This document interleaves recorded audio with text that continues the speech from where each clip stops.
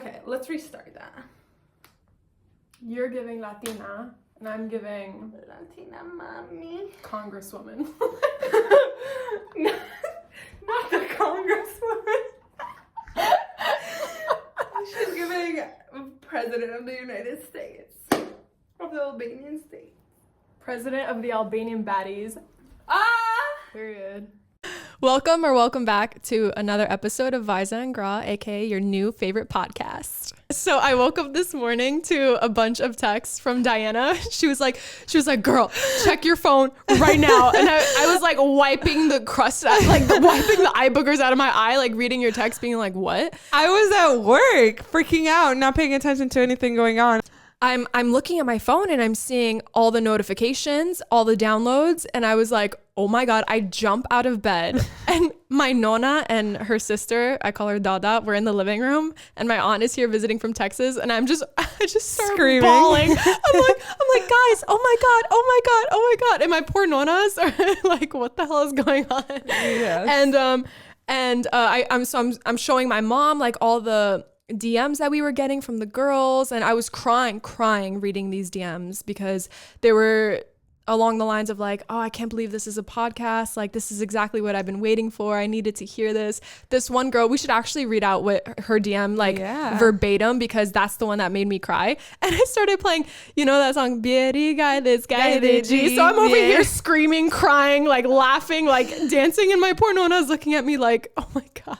I think this DM signifies exactly what we were trying to accomplish by starting this podcast. So I think that's why it touched you so much, because this has been our goal and our mission since we started even like talking about the podcast, let alone like posting and being able to see the feedback. It was such a surreal feeling knowing that like our goal like manifested. Yeah. And people are receiving it so well, and they're just getting it, and they're understanding the whole point. And like to accomplish a goal like that you've been wanting for so long, it just made me really emotional, but you can read out the text. Hey there, I just listened to the 4th episode of your podcast, and being an Albanian girl myself, I could relate to everything you mentioned, and I felt so understood and seen.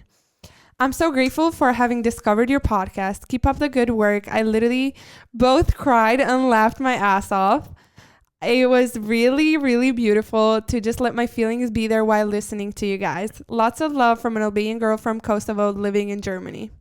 With the positive feedback comes the negative. Comes the negative also. The critics, yeah. The critical aspect, not necessarily negative, which we welcome with open arms, because in one way or another, it does make us better.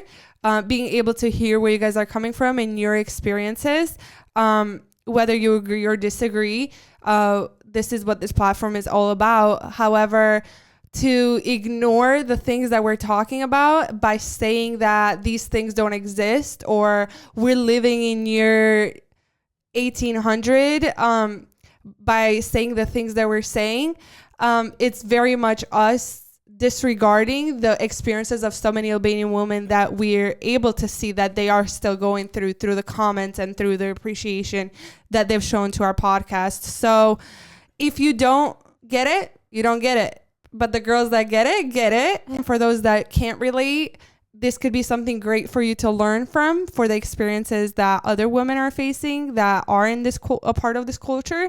So we encourage you to keep listening so that you can learn from the experiences of other women that are not similar to yours, and you can see the viewpoint and aspect of these situations from people that do go through them. And you know what the most interesting thing to me was?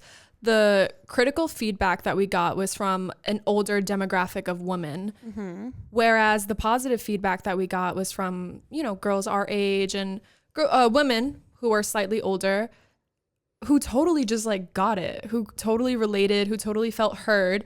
And the thing is, I would assume that the older generation would resonate, especially with what we were talking about, because we were kind of talking about on like traditional values that we were raised with. Okay. And do you want to hear what I think? But it's gonna sound shady, but I don't mean it to be shady at all. What? I think these women completely agree what we had to say. They know exactly what we're talking about, because there's no way you're the age of my mom or my grandma and you don't understand what we talked about. There's absolutely no way, and I don't believe that for a second.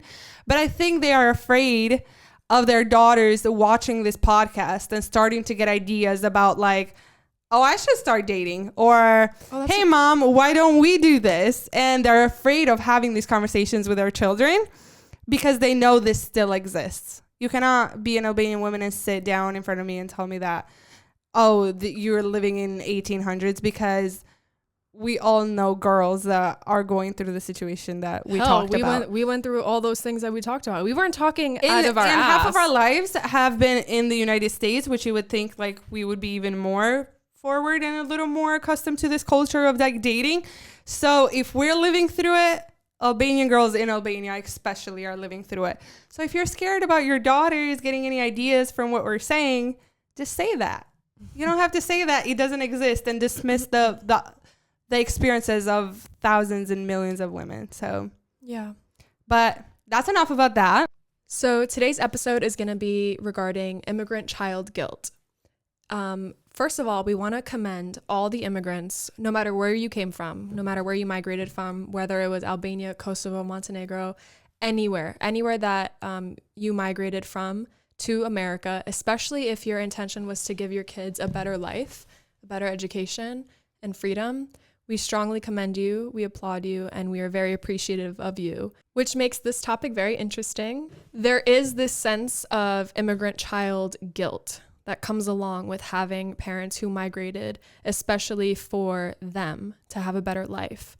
So although we commend you and we appreciate you, and Diana and I, having both immigrant parents, saw how hardworking they were and how much they had to struggle to give us the lives that we have today, for us to even be sitting here talking about our experiences with the education behind our backs and all of that, we totally acknowledge it.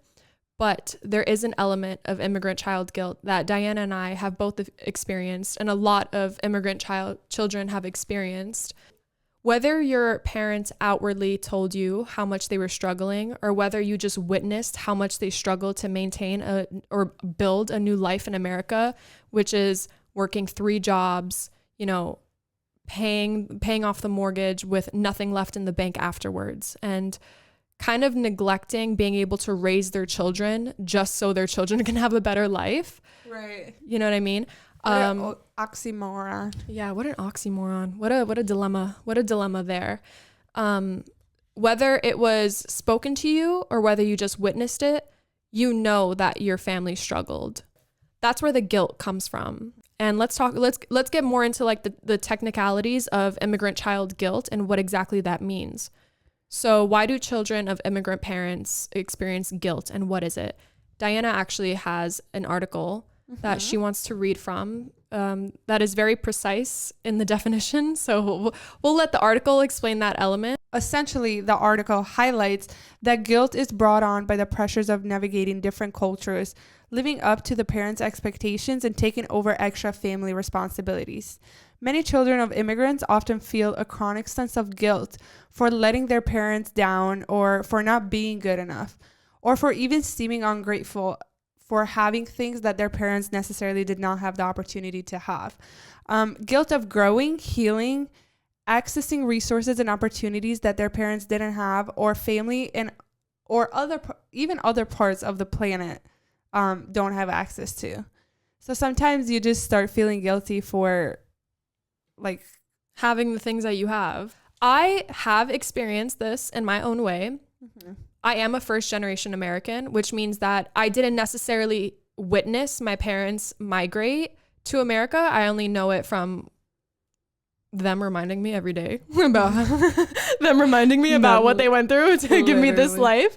Whereas Diana witnessed it firsthand. So I think that's why you have such a stronger connection, or feel more of an immense amount of guilt than I do in a sense. Because you uprooted and left Albania with your family. Right. So you saw it all happen firsthand.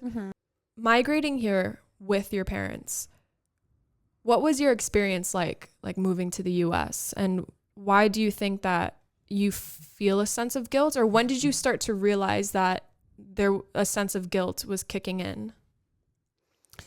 I would say okay, so I'm just gonna start out a little bit like a background story. I'm from Korcari originally. I lived there until I was 11. For those of you that didn't watch the first episode, so my mom's dream had always, for as long as I can remember, was to come to America. And every year she would take all of us, we would get ready, we would get cute, and we would go fill out the application for the American lottery. And then it was like a yearly tradition almost, because we would go do that, and then we would go grab something to eat after. It was like a family outing.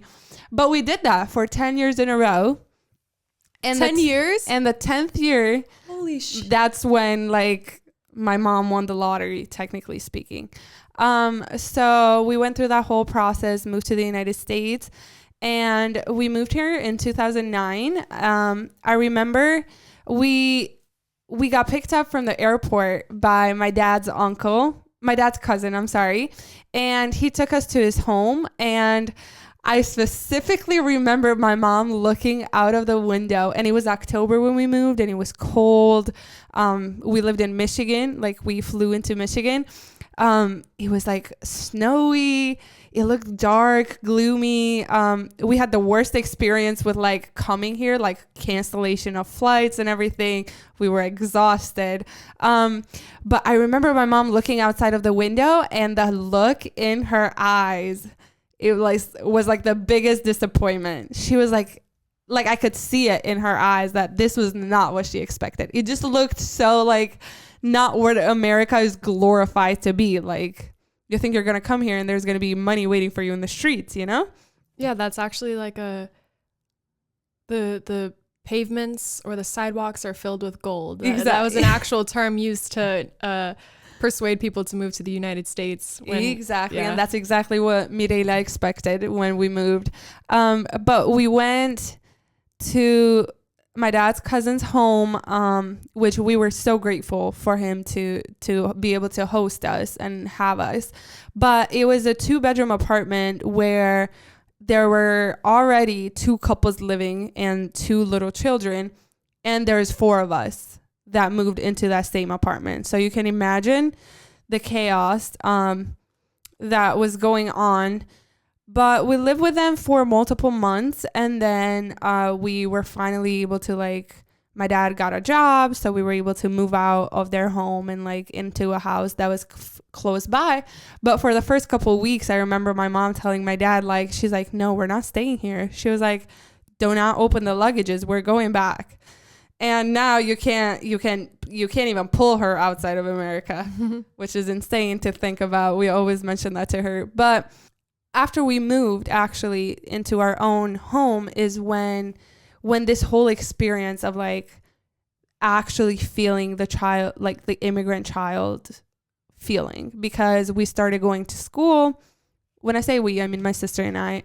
But I remember my parents would start working like before the sun was even up, and me and my sister would be in school. We would come back home. They were still not home, and they wouldn't come home until the sun was down. So from an early age, we were able to see the sacrifices that they were making to be able to provide for us and to be able to give us all the opportunities that they were never able to have. The sense of guilt started kicking in as soon as I was able to understand that all my parents were doing, even though they moved to this country that they glorified that their life was going to be so amazing, they were not seeing any of this country besides work. And then they would come home from work, and it was constantly the conversations of, I'm so tired. Or it would be, they would come home, shower, and go to bed.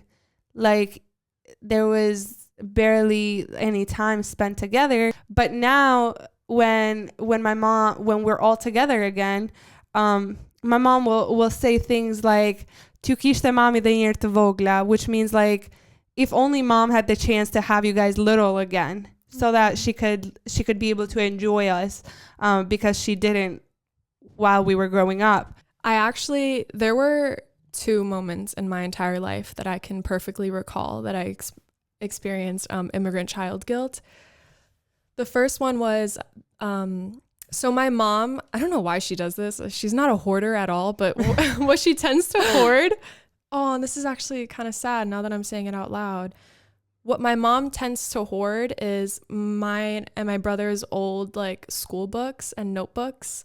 And every project, every creative thing, every little like certificate that we got in school, my mom saved everything. Really? Yeah. So one day, and this was years ago, one day I'm going through the storage room to find something else, and I stumble upon a book of poems that I wrote. So I've always been a writer. I stumble upon like a book of poems, and I'm going through these poems. I'm laughing. There were such like lighthearted, funny things that I wrote when I was like in 2nd grade or even kindergarten. I don't even know. But then I come across this one poem that's it's gonna sound so funny. Let's hear it. You know what it was called? Huh? Daddy's Rich. And in the poem, I was like, my dad buys me everything. I'm so rich. Like, I don't know why I wrote this poem as a child. And I'm reading this and I'm like, mind you, my parents were shit poor growing up. My parents used to have to go to bed hungry just because they couldn't afford to eat for themselves. They would have to borrow money from people just to buy us diapers. So I'm looking at this poem and I'm like, oh my God, as a child of poor parents, I thought I was rich. And you want to know why? Because my parents they never made me feel like we were poor. Mm-hmm. And my dad always was the guy to give my friends money for ice cream. He was always the guy to buy like pizza whenever my friends would come over. Like, I got everything I wanted, even though it wasn't Cartier. It was a Minnie Mouse teddy bear, you know, like stuffed animal. But I'm looking at this poem and I'm like, that's just evidence that my parents literally tried to give me everything that they could. And then the second time that I felt immigrant child guilt was when I dropped out of college, because my mother unfortunately was taken out of school in the 4th grade. Which I am so angry about to this day, because it wasn't her choice. It was the choice of her brothers, a specific brother who took her out of school in the 4th grade, basically chose her own life for her, which was no life. And growing up, my parents always emphasized us going to college. So when I went to college, it was such an accomplishment. And I was going to school for nursing. After the first semester, I realized nursing was not my thing. So I took a break from college. And then I went back to college and I studied communications and media. And I realized that college was not going to give me the job or the occupation that I wanted. So I ended up fully dropping out of college. And I felt so guilty knowing that my mother didn't even have the opportunity to go to college. My mother is illiterate because she was not able to go to school past the 4th grade. My father, being literate, didn't have the money to go to college when he came to America. My dad wanted to start his own construction company and didn't know how because he didn't know how to read or write in English. So my dad ended up being a superintendent, handyman. And I remember thinking about the fact that my parents were spending their hard-earned money, spending their last penny for me to go to college, and I dropped out. I felt like such a failure. I felt so selfish. But at the end of the day, I knew that it was a decision for me. But that guilt was still there. Because it was like, how dare I drop out of college when my parents did all of this just to see me prosper. And my mother didn't even get an education. I'm over here taking advantage of the fact that I can have a high-level education. And that is exactly what we talk about when we do say immigrant child guilt, because many immigrant children will use the words that you just used to describe that, like, my parents sacrificed everything for me, or they gave up their whole life to give me what I had and I took it for granted, or I let them down. But I do really like how you touched on that, because especially the dropping out of college part, because this kind of shows the opportunities that our parents didn't have, and how these opportunities are presented to us and what we do with it, and how we decide to like route our life. Do we decide to do what you did, to have the courage to know that this is not for us, and you need to take charge of your life and you decide that for you? Or is it like me, that I follow the rules, I went to college, I busted my butt in high school, but having these opportunities, getting dropped off at college, knowing your parents are going to go back to working 24/7 while you live the best 4 years of your life, you can't help but feel guilty. Every experience I had in college, my parents were my first thought in everything. And I know that sounds insane to even think about, and people are probably like, you're bullshitting. Every decision I made, the only thing going through my head were my parents. The sense of consideration that children of immigrants have for their parents, I don't think anybody else can understand that but people that have gone through this experience. It's true, because we all feel it. We all feel this sacrifice that we have to make up for. And we make up for it by sacrificing ourselves, even though that's the opposite, and the opposite goal of what our parents had by moving here. I really want to go into how guilt affects the opportunities that are available to us now, after our parents have sacrificed so many things to get us to where we are and to give us all these opportunities. How is guilt playing a role with once we're in these roles that they've worked hard to get us into, like college or these good jobs? Like, how do we still continue to feel guilty?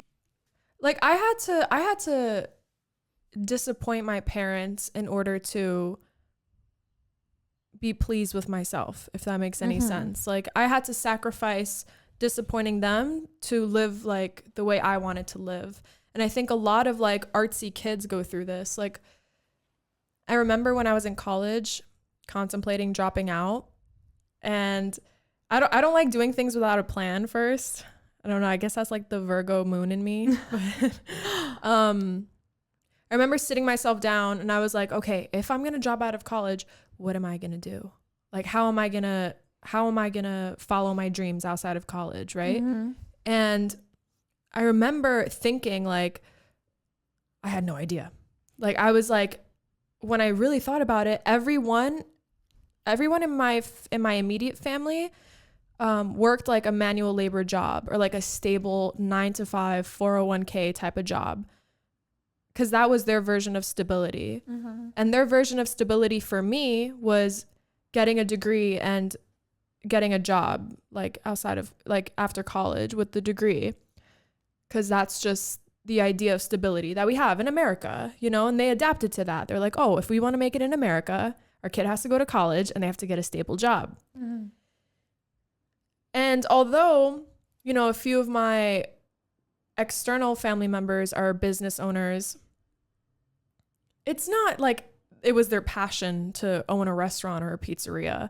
So when I think of family members who followed their passion, whether they would make money or not, I can't think of a single one. So I felt so alone and confused in that aspect, because I was like, okay, I know I want to pursue media and I want to start my own platform, but there's no stability. And I had nobody to like talk about it with, because the examples around me were people who chose life paths that were stable. And a lot of the times I think that kids, like the more artsy kids, they feel like their parents don't view them as successful in a sense, because their parents don't see the reward of what being a filmmaker or a painter or a podcaster or a model or whatever can bring in your life, because they didn't even have the opportunity to even think about those things. They weren't thinking about following their passions. They were thinking about feeding their children. So my guilt stems from feeling like I was taking advantage of opportunities, but your guilt stems from having opportunities. Why do you feel guilty when you like reward yourself, or why do you feel guilty in that sense? I mean, for me, it was, even though I followed the exact path that my parents had almost like wanted for me, where I go to college, I go and get a 9-to-5, I do all of these things the right way, quote unquote, or the right way. I feel like there's a lot of guilt that comes with the whole idea of having all those like what seems to be very privileged experiences. So our feeling of guilt, I think, is like very different. I think you feel it way more intensely than I do. Yeah, it's like when we were talking about earlier, when I was like, I want this bag for so long, but I can't get myself to swipe my card to buy it. And you're like, girl, go buy the bag. Yeah, like I love spoiling myself. Yeah. But one experience that I can remember now that you're talking about it is the first time I ever traveled to Paris alone. Like I traveled, like stuff like that. Yeah. Taking vacations, taking time off, like just anything like that. But I remember being in Paris with my cousin, and we traveled by ourselves. Like, I remember, now that you're talking about it, I remember thinking like, damn, my mom's never been to Paris. Like, I wonder if she'll ever go to Paris. I always think about that. Like something like that similar experience was 1 year for spring break. We went to Riviera Maya with a bunch of my friends, like when I was in college, and my mom has always wanted to go. And the whole time I was in that trip, I kept thinking like, oh, mom would really like this, or like mom would really like that. Aww. But this can also really affect immigrant children's mental health in a very negative way. So I really wanted to touch on that a little bit, about how the different priorities and the different lives that we live from our parents and the experiences that we have, how that affects our mental health. We talked about this briefly on the mental illness episode, but I've had depression like from as long as I can remember. But I used to feel guilty about being depressed. I used to be like, bitch, why are you depressed? Like, you literally have everything in your hands. Like, you have every opportunity. Like, why are you so unhappy if like you have all of these resources? And then obviously learning more about depression, about how it's like there's so much that goes into being depressed, and not just like what you have right in front of you. For a moment I guess it kind of, I don't know if it affected my mental health, but it made me feel bad about having mental health issues. So no, yeah. And I feel like Albanian parents are very quick to say, oh, what do you have to be depressed about? Like, you got everything handed to you. And like, maybe some of us did, depending on your parents. And like I said earlier, like your experience, although they constantly say like, oh, you have no reason to be depressed because you got everything you've ever wanted, or everything that we never had.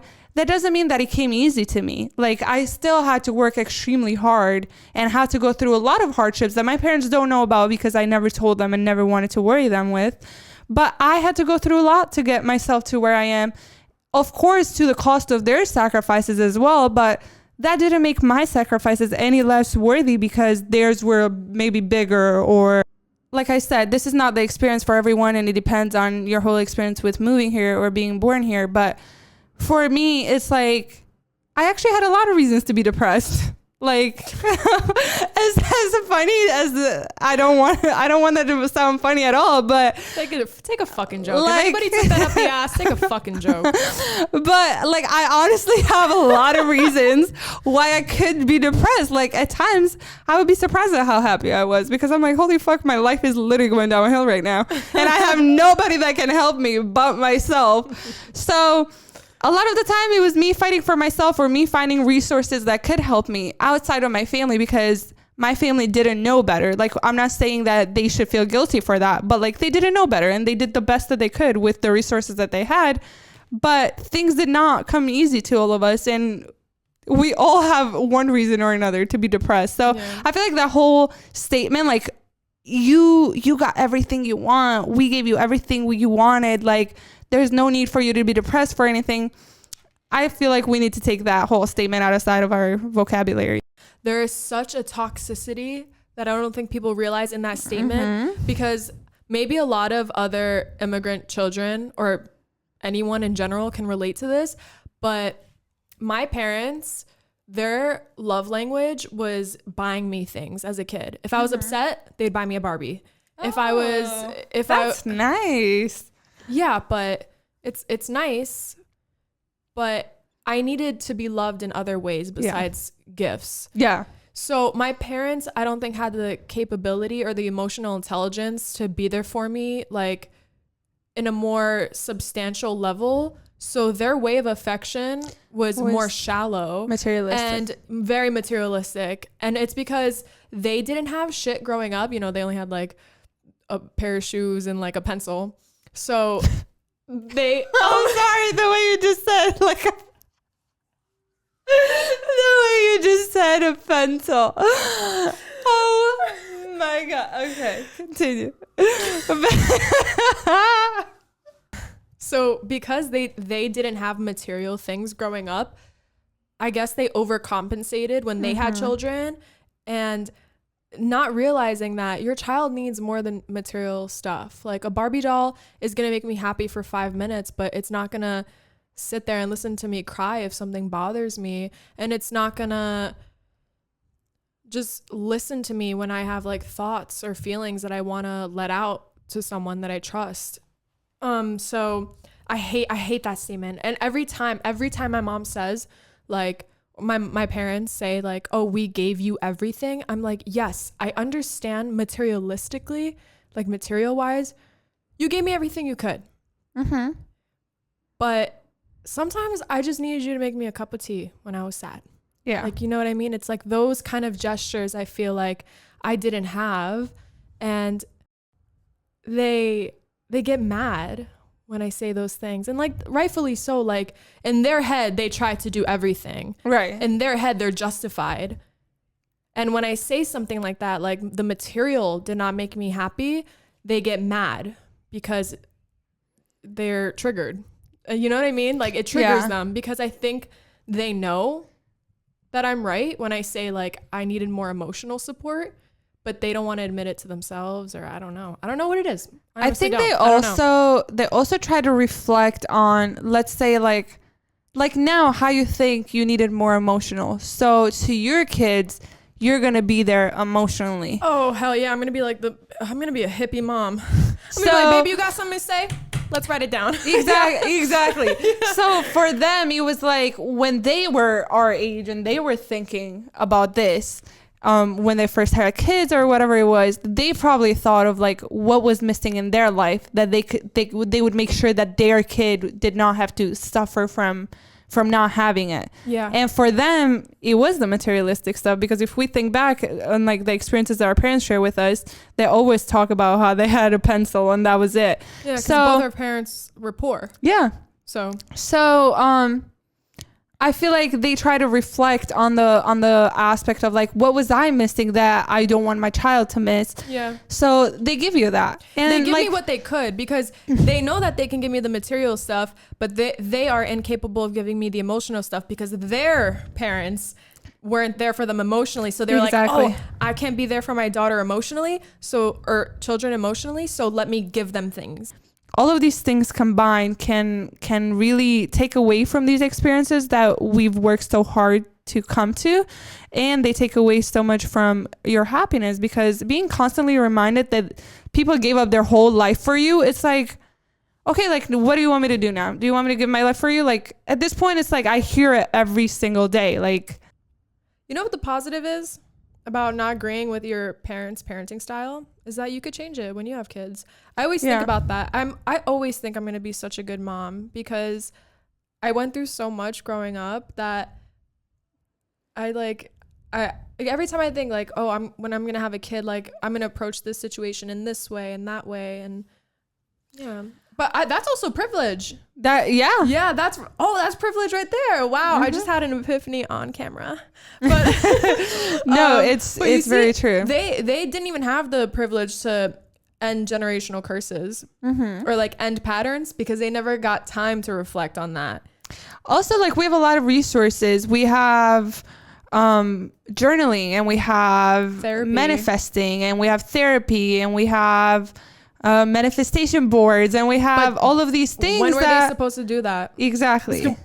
So we are very privileged. We are very grateful.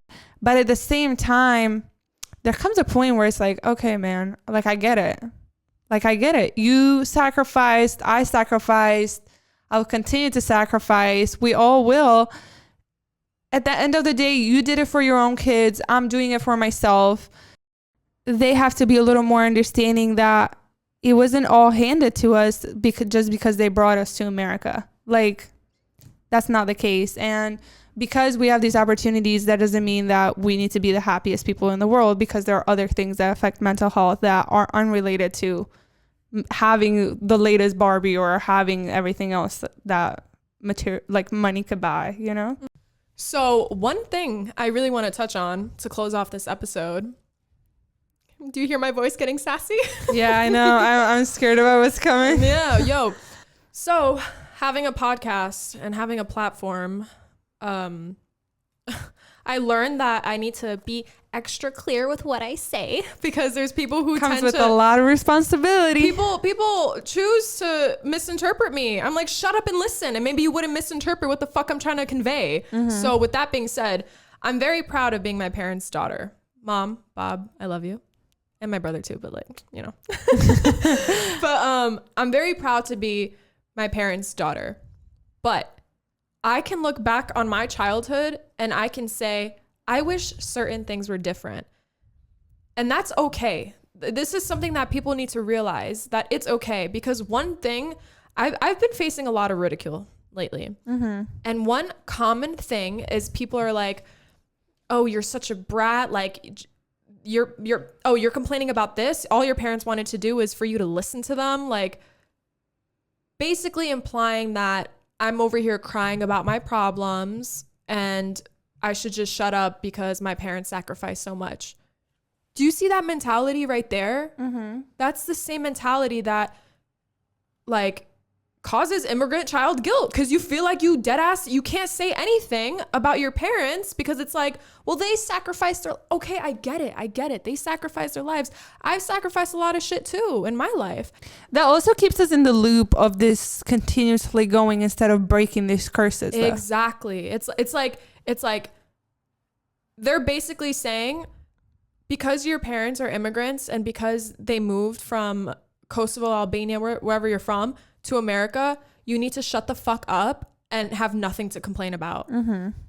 So when I talk about my upbringing and how my Albanian culture affected it and how my parents affected me, how certain family members caused certain trauma in my life, that is not putting them down. I don't understand where the miscommunication is, where communication is like confrontation.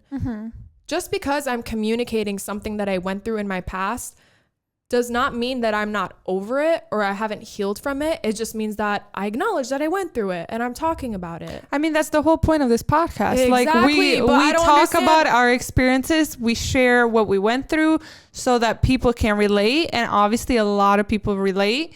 Yeah. So if you don't, you can use this platform as a way to learn about people's experiences that you personally didn't go through. And you know what I think it is?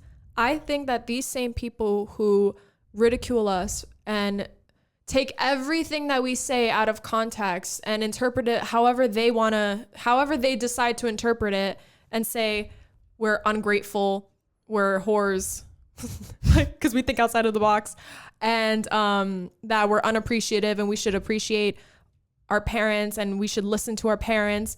I think those people are projecting their own thoughts onto us. I think that you feel guilty I think that you blame your parents for a lot of things, but you won't even allow yourself to feel that way because your emotions are so closed off. And I think us having open conversations triggers you because you never came to terms with those feelings. And you being triggered is not my issue.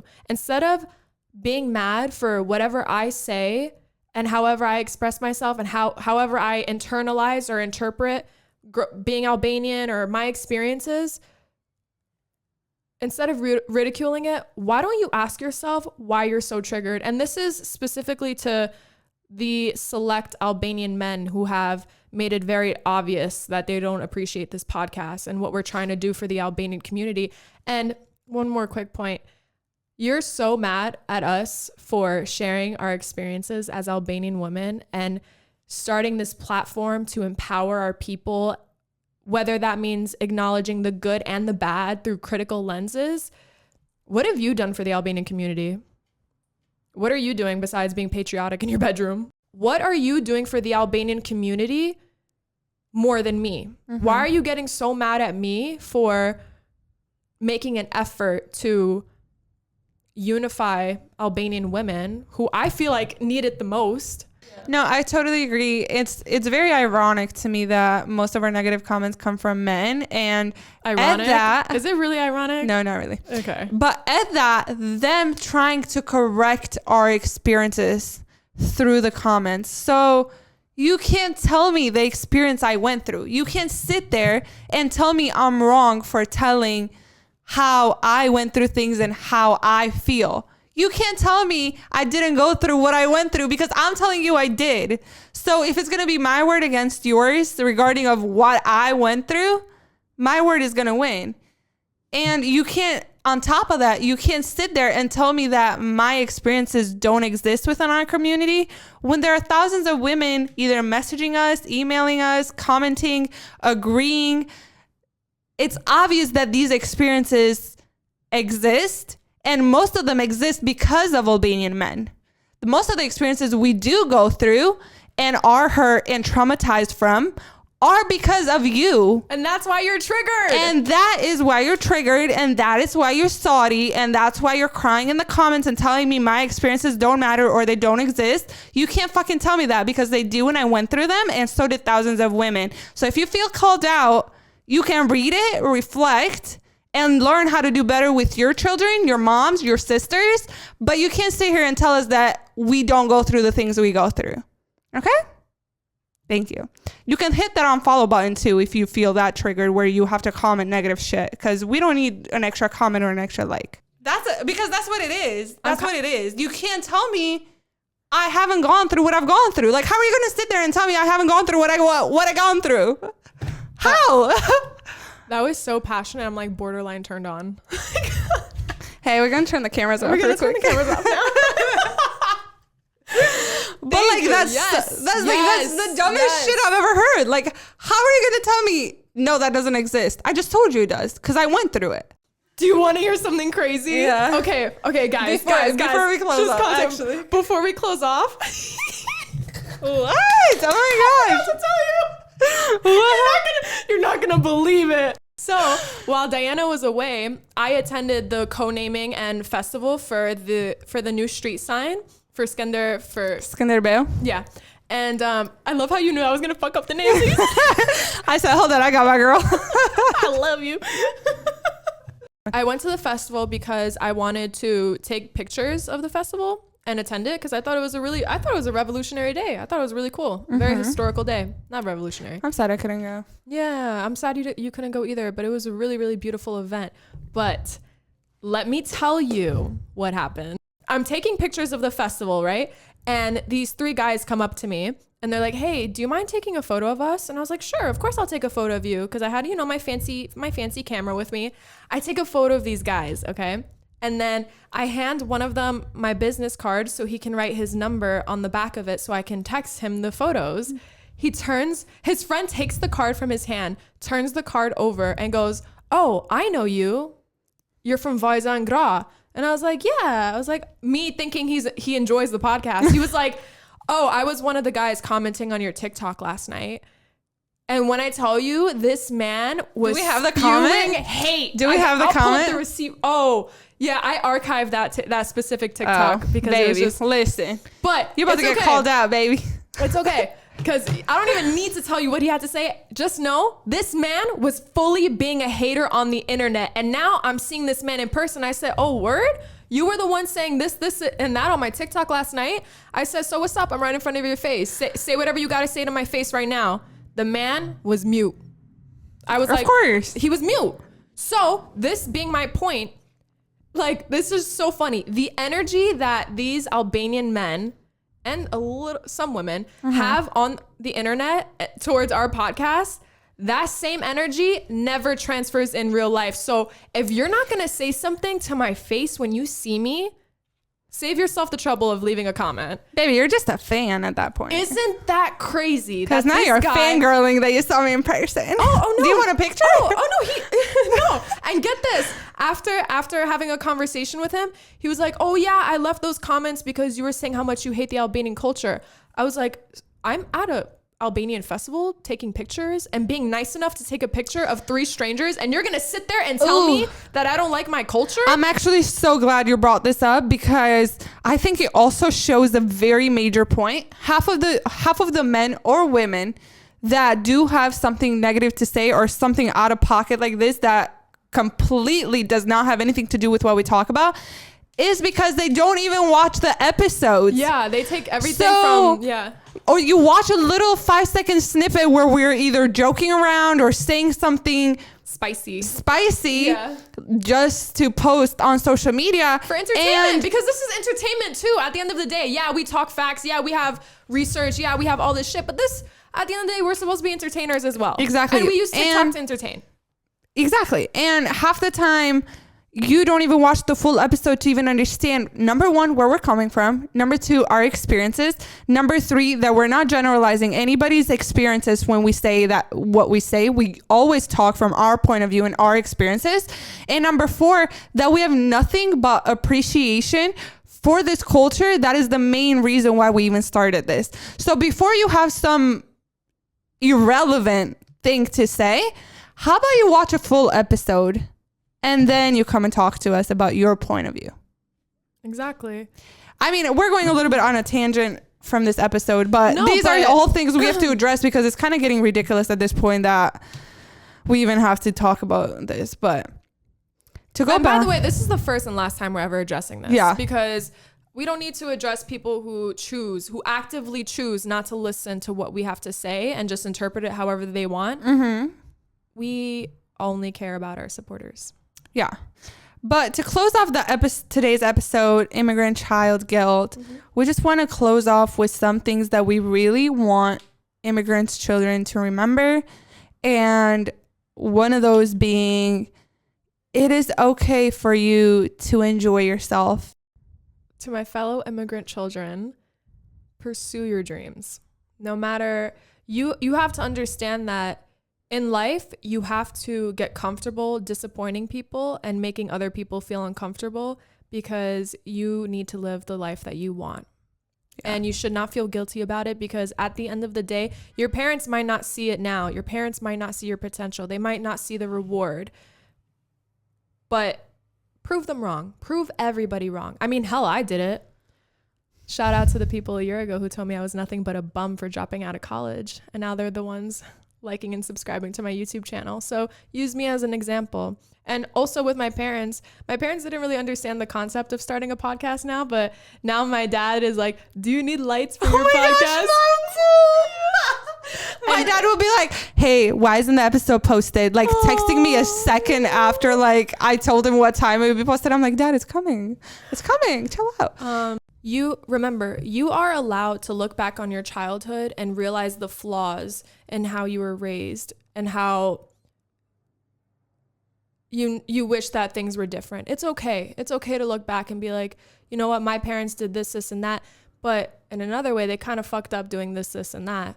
That is totally fine. As long as you learn to understand their point of view. I think being a compassionate person towards your parents is essential to growth as an adult because you don't want to carry stuff that you went through in your childhood to your adult life. And that's just general life advice from me to you, because I think that once I released like any resentment I had towards my parents, I became a little bit more free on the inside. Yeah. Yeah. Same. And also I saw my relationship with them change for the better. Same. Yeah. Like, Yeah. So yeah. there was like that time in your adolescence where you're like disobeying trying to, in quotes, disobeying your parents, and you feel like they're guilty, like they're the reason They for caused, everything. like all these things. Yeah. But we have to understand that they did the best that they could with the knowledge and opportunities that they yeah. Yeah. Exactly. So we're grateful for them. We love them so much. They've gone above and beyond to make our life much easier, to give us all that they thought was the best for us. And all we can do is be grateful and be here for them, because they also went through a lot, and we need to be understanding of that at times, and without not prioritizing ourselves.